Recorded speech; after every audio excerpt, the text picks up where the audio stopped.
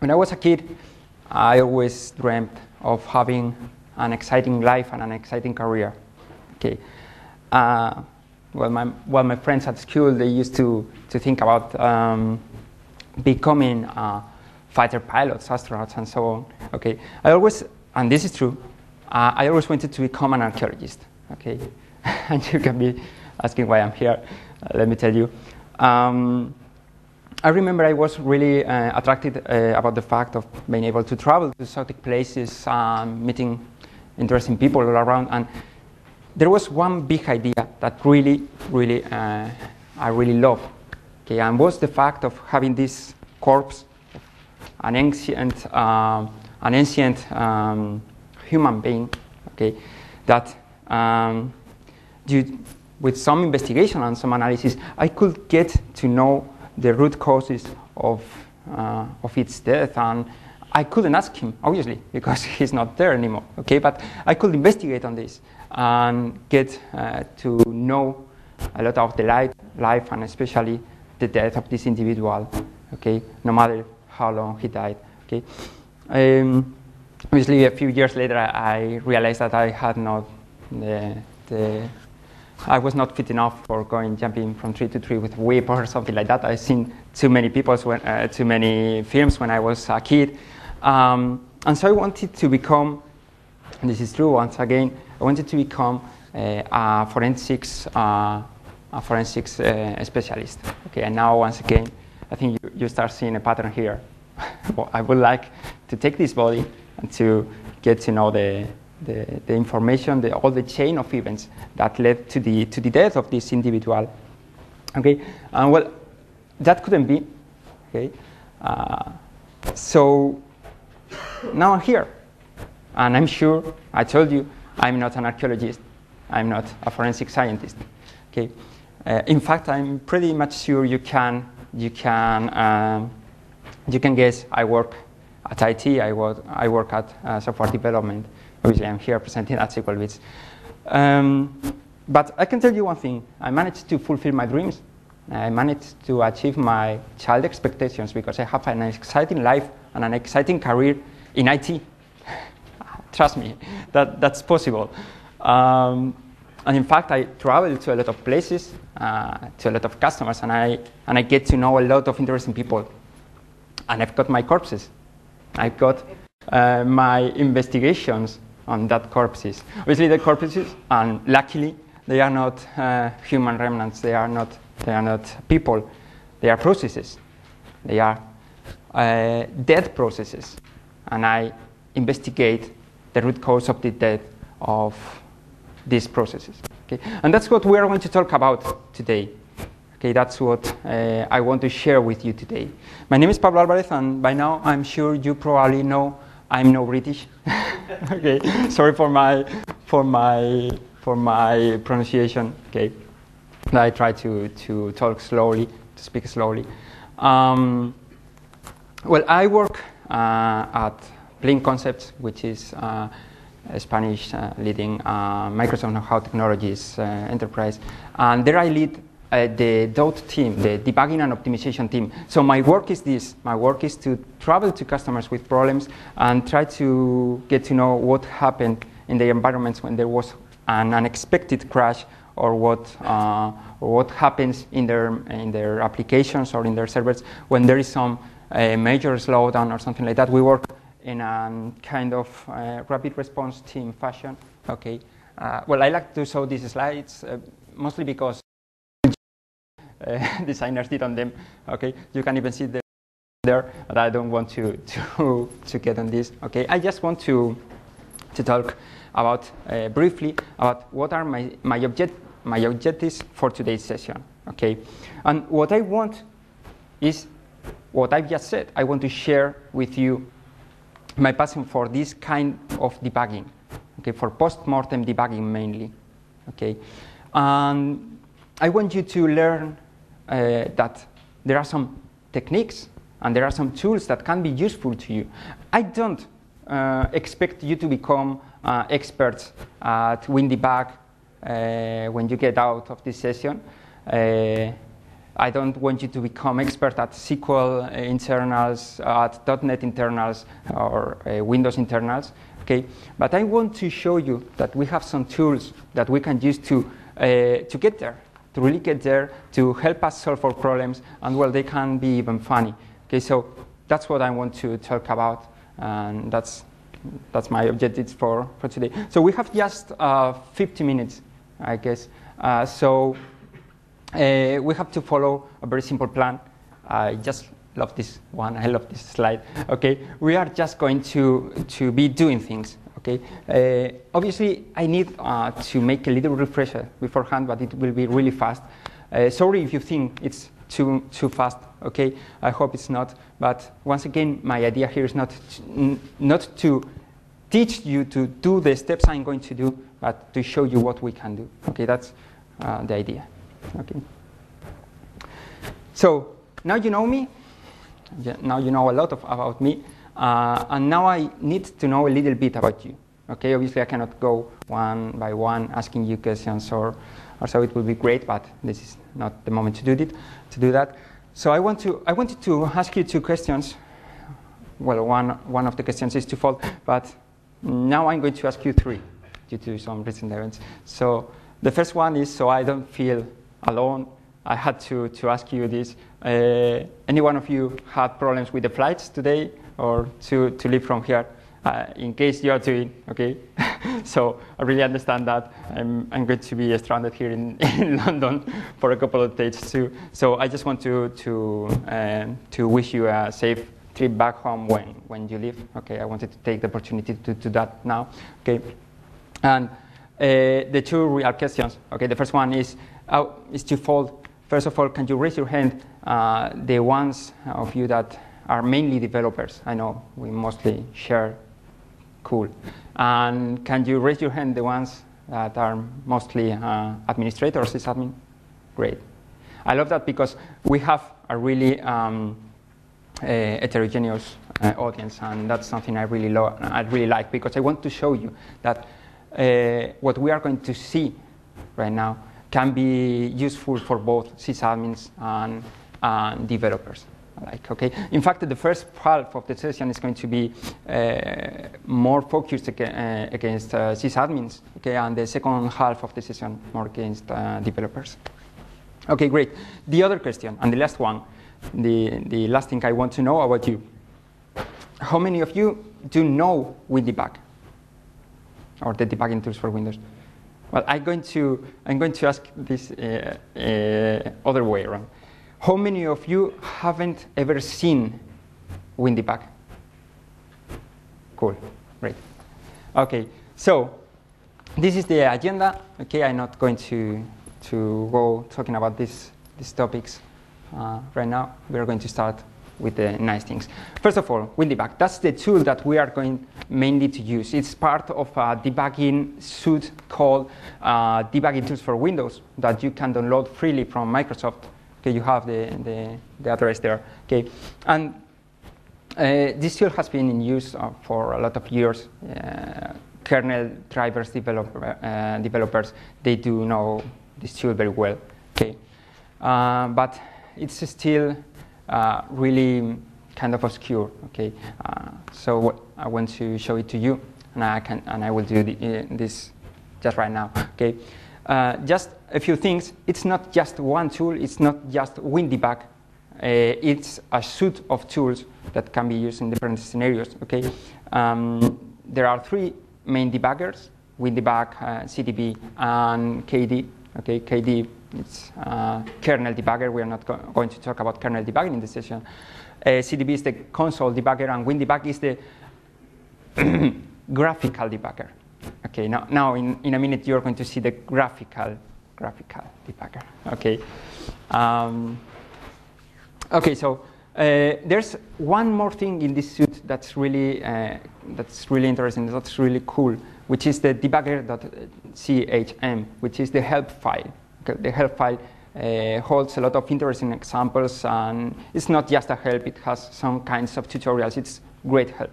Trust me, it's not as nice as MSDN, okay, but the contents are really worth it. Okay.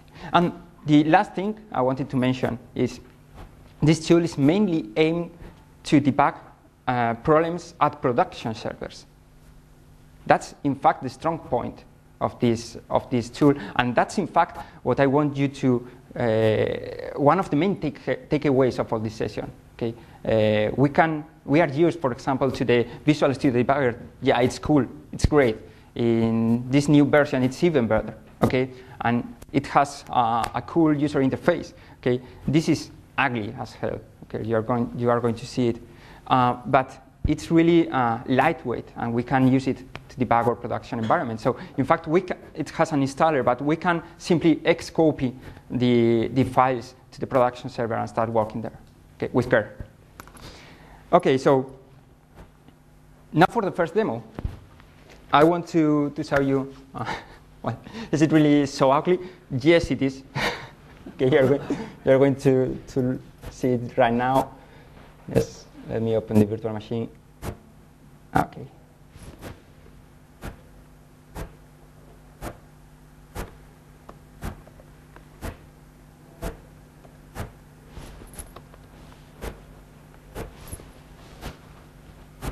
Okay.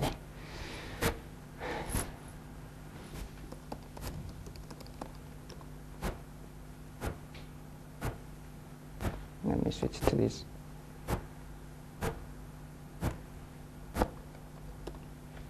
I think it's better this way. Okay. So what I'm going to do is so you will debug.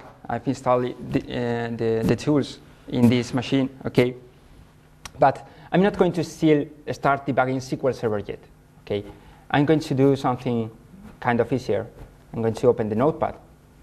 Okay. And now I'm going to open WinDebug. And here it is. Okay. Not so ugly yet. Okay. So we have two main working methods with WinDebug. We can perform what's called a live debugging session.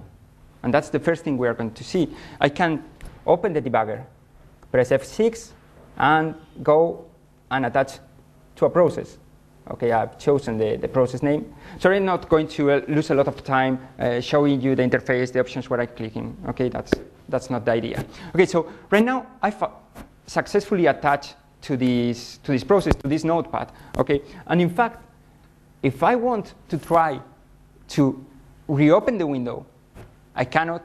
If I try to get to the window there, I cannot do that. And I cannot do anything. Why? Because the process right now is stopped under the debugger. So the process is not able to respond to the Windows message pump. Okay, so first of all, picture that this is not Notepad. Picture that we are doing this in a production server, and this is SQL Server.exe. Okay, this is the SQL Server process. Okay, and you are working in a cluster environment. And let me tell you, this has happened to me in a real scenario, in a real customer scenario, and I don't want you to experience the same shame I felt. Okay, if we attach a process and we start debugging and we leave the process under the debugger, it's not going to respond to anything.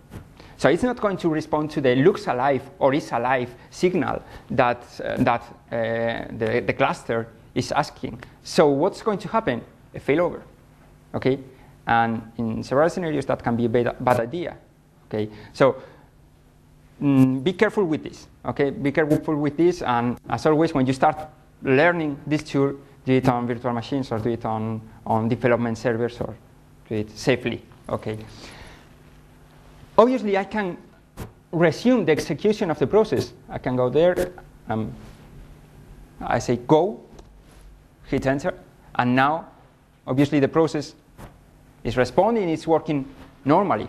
Okay, this is something I do mostly at ASP.NET applications, the W3WP process. Okay, where I want to attach to the process, keep the process running, and start looking what kind of exceptions are being thrown or what is the status of the memory. So what I can do is, at a given moment in time, I can get back to the debugger, I can click here, and I break the process once again, I break into the debugger, and I can proceed with my session, with my debugging session. Okay, and once again, I will write G go, hit enter, and it will be running again. Okay, and the other thing I want to share with you: be careful with this.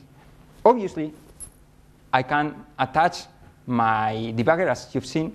I can detach it. We have this nice command, which is Q. Okay, but take a look at this. Yep, I've lost it. I've lost the notepad process. I've lost the process that we were debugging. Okay, now once again, picture this is your production SQL Server. Okay, no, not good at all. Okay, so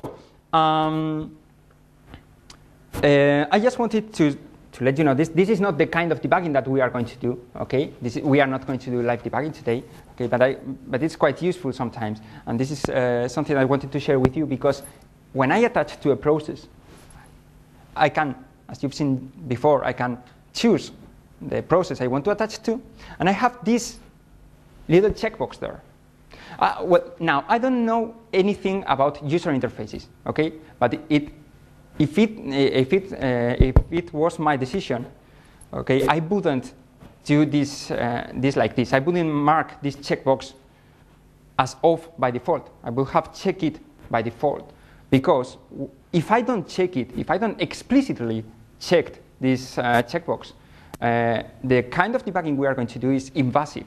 And by invasive, it means that as soon as the debugger is detached, the process breaks. Okay, just be careful with that. Obviously, if there is some trade-off, if I click here and I mark it not invasive, there are some things I cannot do.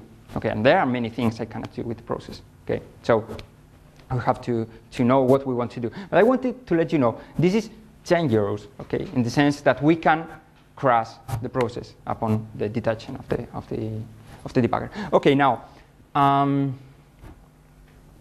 this is the first scenario, the live debugging session. Okay, the second scenario will be the post-mortem debugging.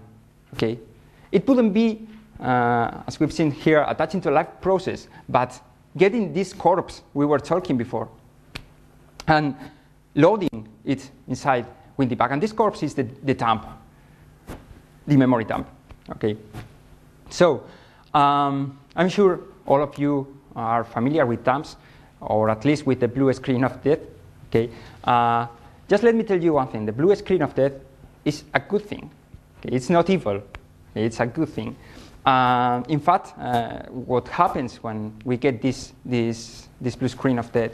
Okay, what's happening is that the system is not able to keep on running in a safely manner, and normally generates a dump or a mini dump, a smaller dump, memory dump, so we can analyze it. And if you go through the internet, you can see a lot of pages that are dedicated to this dump analysis, and forums where people say, well, the last version of this NVIDIA or AT or whatever driver crashed my machine. I've got the memory dump. And well, we can see that the process or the DLL that produced the crash was the NVIDIA AT or whatever driver. Okay, so that's quite useful. In real life scenarios, I found it really useful in SQL Server scenarios with disk drives drivers. Okay, but even more important with antivirus software. Okay, we are going to talk about that in a minute. It's kind of dangerous to have an antivirus software on your SQL Server machines. I know I'm not saying anything new, just wanted to refresh you. Okay. So what can we do? We can open a crash dump. Okay. Ideally, now I will teach you how to get these dumps. Okay, but we don't have so much time, so I'll just tell you, you can do it in several ways. You can do it with, for example, Process Explorer, right-click on the process, create dump file. What you can use in Windows Server 2008 and Vista and 7, you can go to the Task Manager and create a memory dump from there. Okay, and you can use one of the most important tools in the debugging tools for Windows Suite, which is a little, well, quite a big VBS script, which is called AD+. Okay, AD+ is a very interesting script that let us get a memory dump upon demand, like a snapshot, like a photograph, okay, which is what's called hang mode. For example, we notice our web application is running slowly, or we notice our SQL server is misbehaving. Okay, so what we can do is to get a memory dump right in that moment and proceed to analyze it. And we have another kind of dumps which are called the crash dumps. The crash dumps, when we use AD+, what we can do is say, hey, please attach to this process, keep on running, do not stop it, and as soon as a given exception occurs, for example, an access violation, okay, dump it. So if we know we have some problem that we don't know exactly how to reproduce it, but we know, for example, it happens once a day, once a week, we can leave it running, for example, our SQL server under this AD+. Okay, so when the exception arises, it will just dump the memory. Okay, and then we will have, once again, our corpse. Okay, so now I'm going to get back to the slides, I think, for the last time. So, so is it really so ugly? I think it is. I love it, but I think it is. Now, is it really worth it to learn to use this tool? I definitely would say that yes, it is. Okay, but you have to give it a little time. Okay, so once again, my idea here is not to teach you how to use it, but to get you passionate about it somehow, as much as passionate as we can do. Okay, so the first of the real important things of this is this one. There are not many other ways of performing this this post-mortem debugging. Okay, so if we need to face this kind of debugging, we need to use a tool like this. Okay, and the other one is that it really can be funny, and it really can help us to improve our knowledge and to bust myths. I love these these two guys from the Mythbusters program. Okay, and in my own experience, I really did a lot of myth busting with WinDebug, and it's a great tool to get to learn .NET internals, SQL Server internals. Okay, and we will see right now. Okay, so right now I will have some architecture refresher. Okay, but I will be really quick with this. I'll just remind you we have two main modes of operation in a CPU in Windows, which is kernel mode and user mode. We are only going to be talking about user mode, which is the mode in which our programs execute, and SQL Server obviously executes in SQL mode. Okay, and we are going to be dealing with applications, for example, SQL Server. Okay, an application, you know, can have several processes. Okay, what we are going to be doing really is to attach to a process or to get the memory dump of a process, not from a given application, because we can have, for example, an ASP.NET web farm where we have the same application living in several application pools, in several processes, in several W3WP.exes. Okay, and the most important part, obviously, is the thread. The thread is the execution unit in Windows. Okay, so if you ever hear the sentence, I've got a process that's executing slowly, that's not entirely true. You've got the threads in that process executing slowly. Okay, so the most important thing and the thing we are going to be working with is call stacks. I don't think I need to introduce you call stacks. I think all of us are really used to see them, at least in the event logs when we see an exception and it throws the call stack. Okay, the call stack is kind. This is not entirely true, but it's kind of an history of what has been happening, what methods or functions has been called in our thread, in the given thread. We have one call stack for each thread. This is not entirely true, but for our purposes, this is enough. So in this example, we see that we have this kernel 32 module, which is the DLL, with the bang symbol. This is called usually the bang, not exclamation mark in WinDebug. So we have kernel 32, bang, base process start, and an offset. Okay, so base process start will be the name of the function or the method, and kernel 32 is the name of the module that holds it. Okay, so we can see we had some base process start and their notepad with the Win main. We can follow what's happening in that thread. Okay, and that's what we are going to do for our debugging sessions. So every one of these lines, each and every one of them, are frames.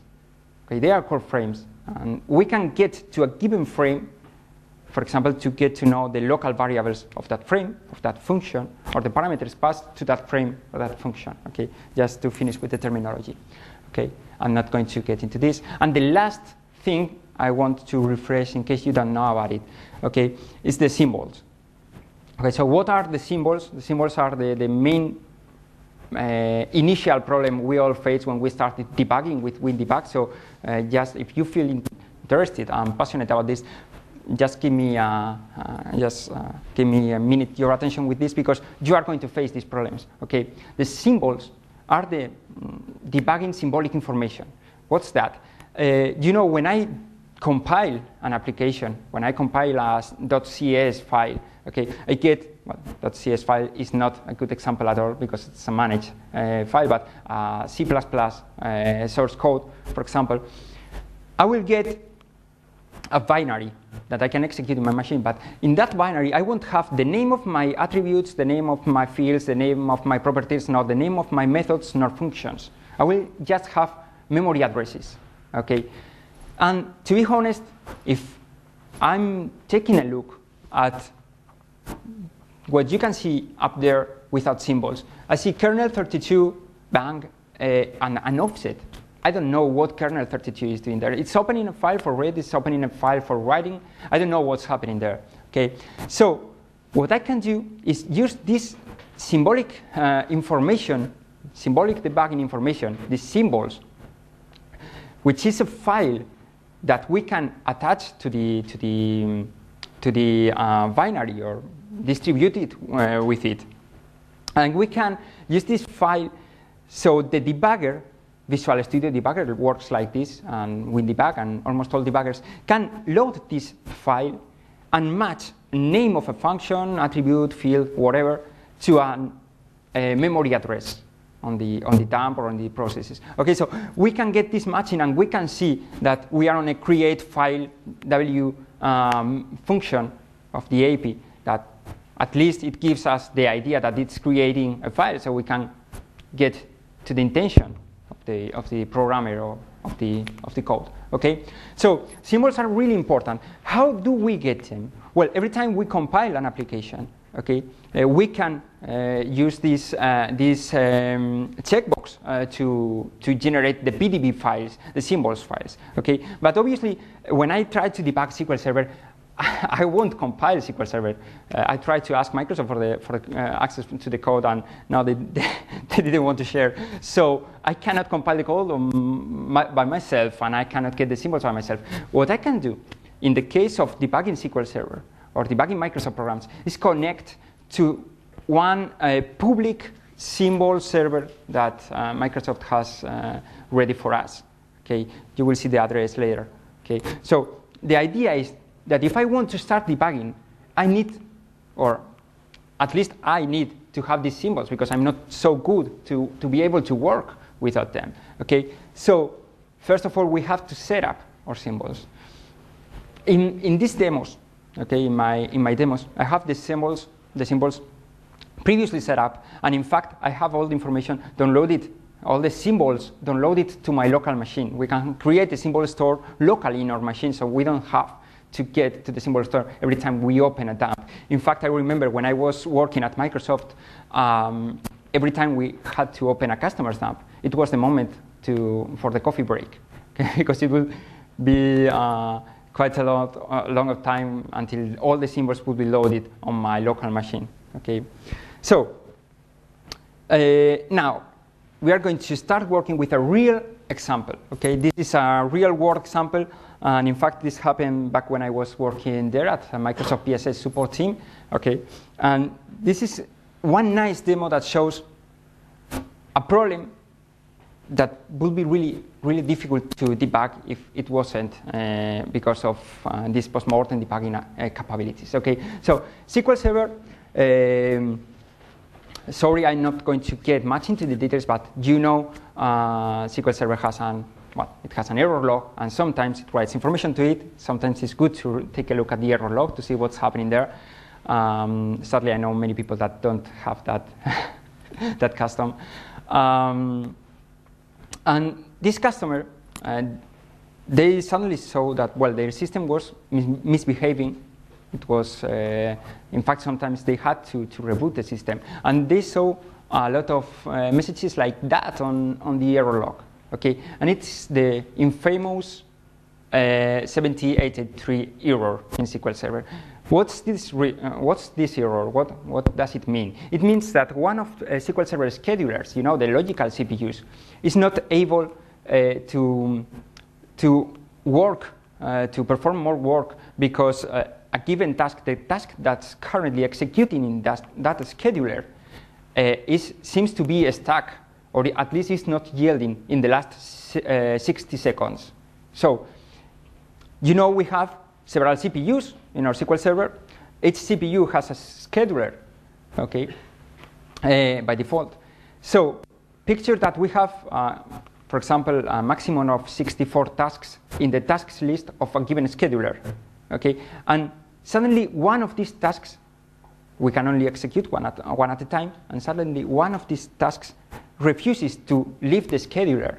What will happen? It will happen that this task probably will never finish its execution, and the tasks that are enlisted in this same scheduler are going to be waiting forever as well. Okay, so it's a real problem, and in fact, it really steals one CPU from us.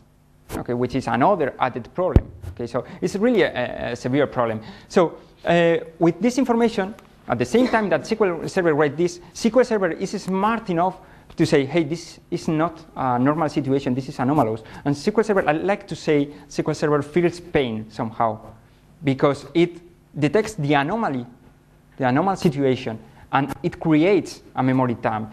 Okay, so we have the symptoms too. So we have a lot of information. We can go to the log folder, and we can get this memory dump. So what we can do is quickly send the dump to Microsoft support. That's always a good idea. But we can also have a sneak peek. We can take a look at the dump by ourselves. And I want to show you what we can do with this. So we know we have this 7883 error, and it says this scheduler, the scheduler one, is not non-yielding. And the process, the thread identifier is this H34. So what I'm going to do is get back to my virtual machine, right?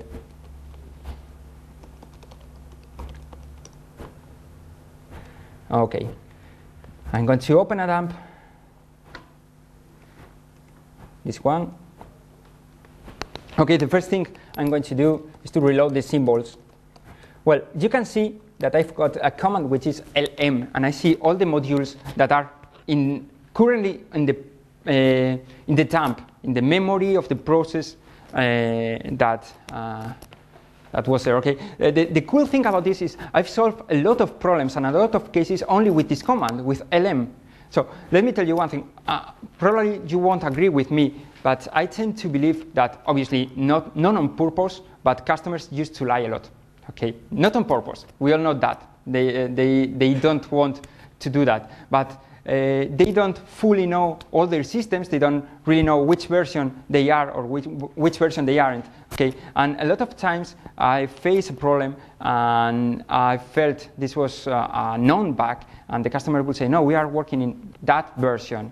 And I said, this sounds like this other version. Okay, we can get to each of these modules and get information on it. For example, I can get information on this. By the way, this is a SQL Server 2000 dump.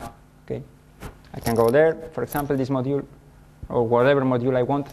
Okay, and I get all the version on the information, and so on and so on and so forth. Okay, and what's interesting about this is that many times I've been able to check the driver's version, because if I know this, for example, I'm not going to say the name of the guilty, okay, but if I know a given hardware vendor has a given driver in a given version number that's faulty, okay, and that's happened a lot of times, just taking a look at the versions, I can get to know, the problem can be this, okay? But obviously that's not what I wanted to show you. I just want to reload of all the symbols, and when I reload them, you will see that instead of seeing this deferred, I'm going to see public PDBs or PDB symbols or whatever. Okay, it's right now it's loading all the symbols it can.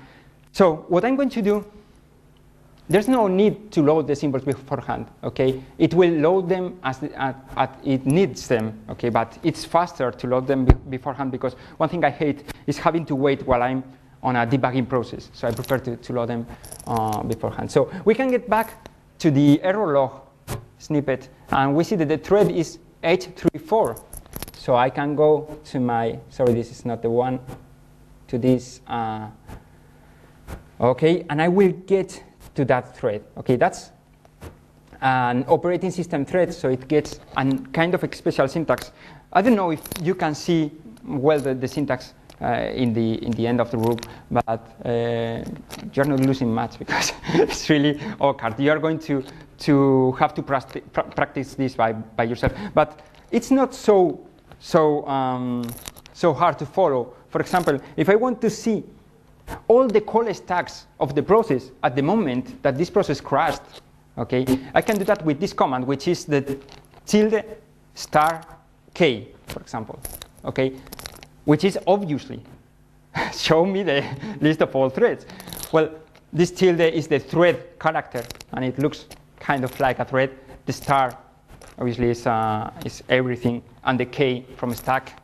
Okay, so I can get a look at all the threads, but I want to go to a given thread, and that thread was, sorry, I don't remember it. It's 834. So I'll go there, and I can take a look at what was happening in this thread.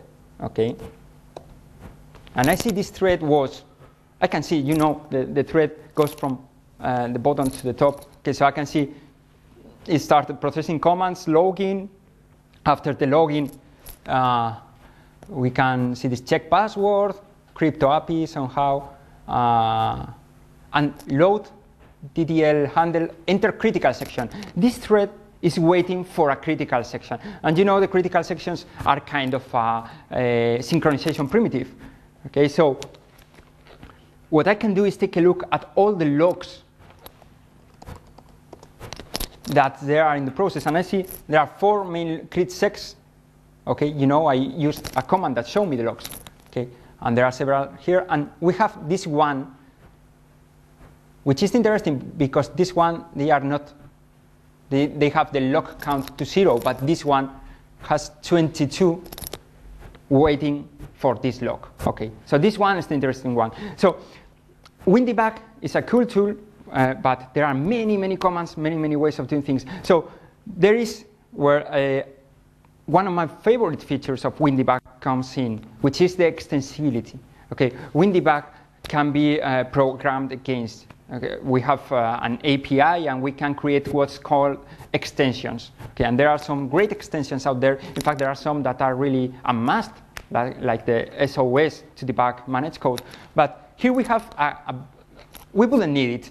We could go just to this thread, the onion thread, and we could find the answer. But we can do open a given extension I know of that was sorry, this is not.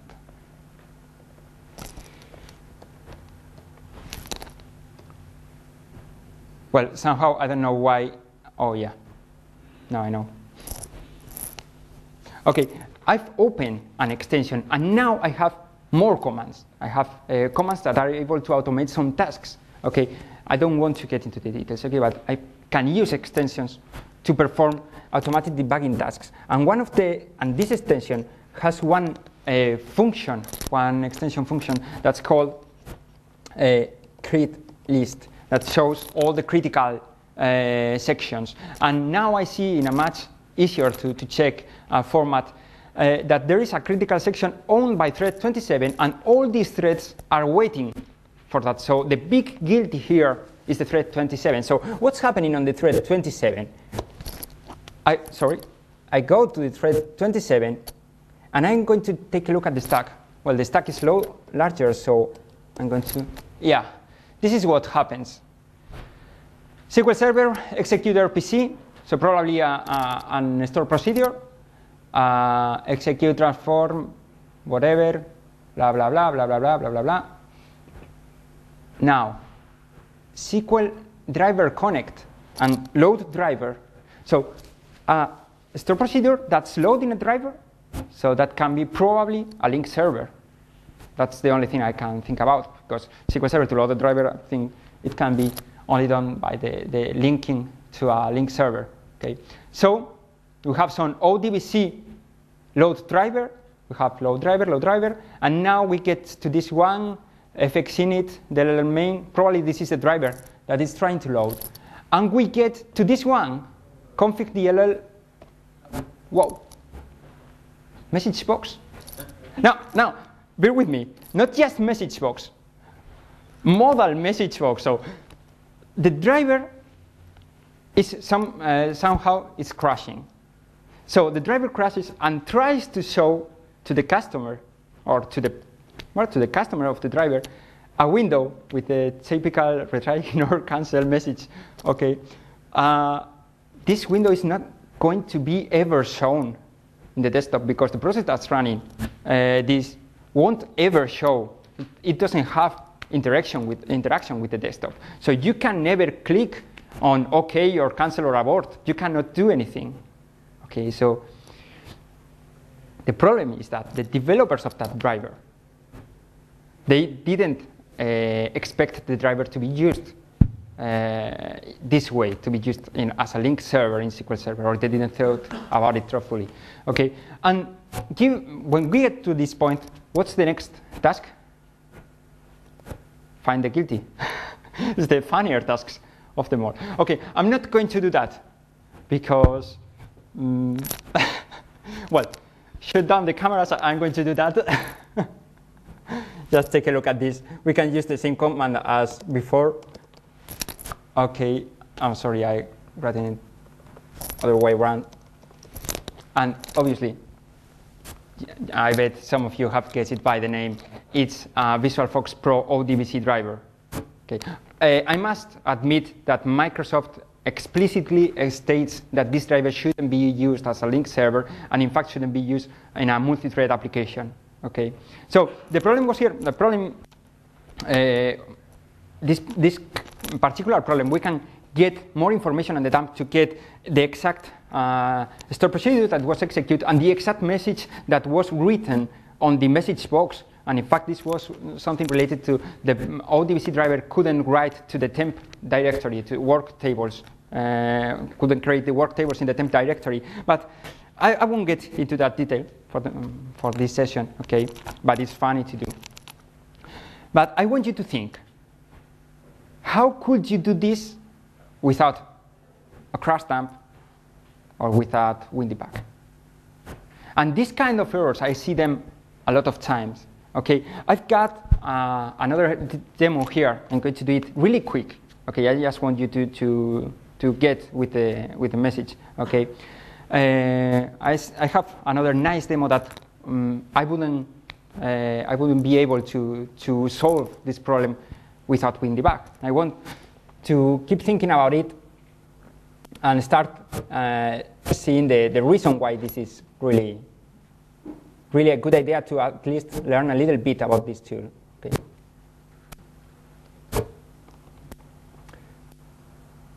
Okay, I'm going to skip one demo. Sorry, we don't have much time. I get into the nice one. Okay, the problem. This customer of mine. They told me they were they were dismantling their cluster, and they were going to a non-cluster environment. And I asked them, why? Why are you doing that? You've got plenty of servers. You don't need. They didn't trust MCS. They didn't trust cluster. They said it wasn't working. And I said, let me take a look. Okay, and I went there. It's a good customer of us. And I went there, and the first thing I did was something which is almost routine to me, which is searching all the hard drives for any file with extension DMP or MDMP. That is searching for all dumps or all mini dumps. Okay, and obviously I found dumps. Okay, and the dumps, you can see here the name of them. Well, I've changed the name a little bit, but had the RESCMon name on it, and that's from the resource monitor on Microsoft cluster. Okay, so I was starting to get an idea on what was happening.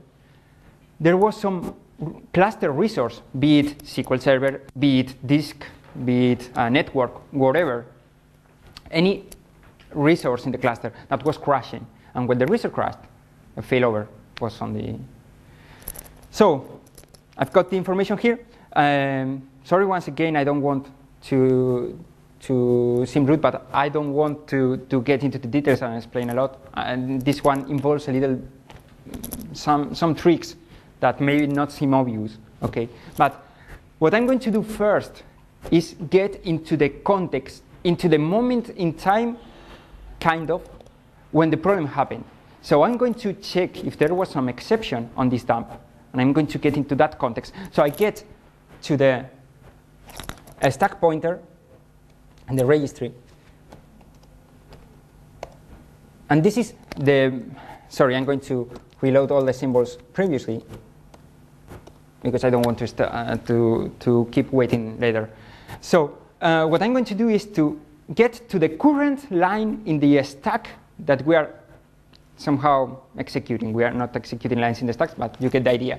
So what I'm going to do is work down the stack until I see a method that generates a mini dump. That's the idea. So I get there. There I don't see nothing, so I get a little bit down. Sorry, I wrote this down. Yep. Okay. I get down. I can see nothing here that seems to be talking about writing a dump. Nothing. No, bad luck. Write full memory, that sounds good. Mini dump, provide dump. Now, mini dump, write dump. I want this part of the stack. And with this, I can go to the stack at that kind of moment. Okay, just get with the idea. Don't get worried with that. Okay, and I can see what was happening here. So I see the thread that crashed was this thread, was the thread 6. RMP poll list, the polling list of all the resources. So we can ask him with a timer, are you alive or do you look alive? Okay. And here's an exception. So what I can do is get this first parameter. I know this first parameter. I know it because I've read it in the documentation. You have the documentation at hand. You can go and look at the parameters that the AP gets. And I see we have the exception record, which is the first one, and the context record, which is the second one. But we see this exception code, and I know this code is a deadlock or a possible deadlock. But how can I know that? Obviously, because I already work with this a lot and I see this a lot, but I can use a lot of tools inside they are ugly, but they are powerful. So I can use one that's called error, bank error, and it says this error here is a possible deadlock contention. Okay, so I can get this piece of information. Well, I already expected that, but. And now I'm going to get to that context. I get to the context of the crash, okay? And now I can see the stack when it crashed. I could get to the to the poll list. And I know, once again, bear with me, I don't want you to get scared about it. Okay, but I know by the documentation that at a given offset, there is some information I want to get. Okay, some given part of the list of the resources, which is going to be the names of the resources, a list of the names of the resources. And I want to get to it. Sorry, it's the 0114. Okay, it's here. So if I go here, I can start dumping the D from dump Unicode, the information. Oops. Now I got it.